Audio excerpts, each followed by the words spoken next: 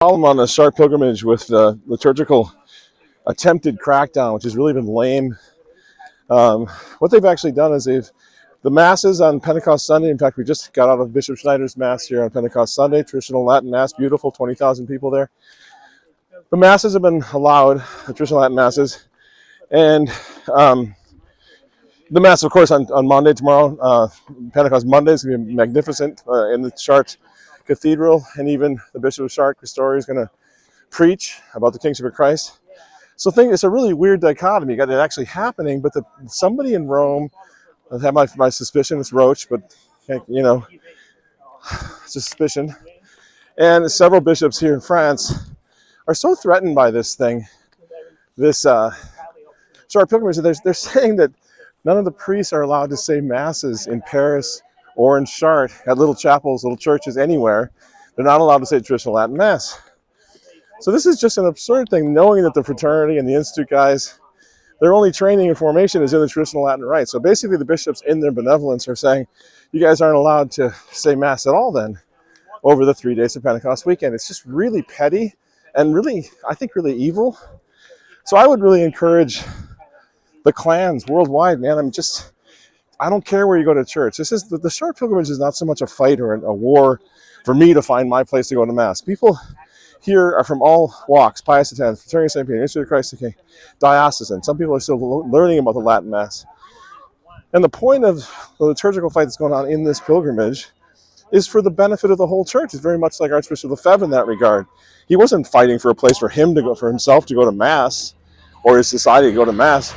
He was fighting for the restoration of the Mass in the church, in the mainstream church. That was the battleground. In fact, Summorum Pontificum itself was the result of the bishops of the Society of St. Pius X saying, yeah, we want to have liberty for the Mass throughout the whole world. So let's not make this a partisan thing. If they're successful in just shutting down the traditional Mass at the Chartres Cathedral, the Chartres pilgrimage, the pilgrimage is going to go on, but it's going to be a serious setback for the Latin Mass movement given the prominence of this event. They really are declaring war on us. So I think we should, all of us, really band together, support Notre Dame de Chrétienté and what they're trying to do. This is the most high-profile traditional Latin Mass Catholic Action Movement event in the world today. It affects all of us. It doesn't matter where you go to Mass. That isn't the point. The point is there's a battle going on for the preservation of the traditional Latin Mass in the mainstream church. And that's going to affect all of us. And the new Pope Leo, needs to see this. Got to do a little running here. Needs to see this for what it is, a youth movement of tens of thousands.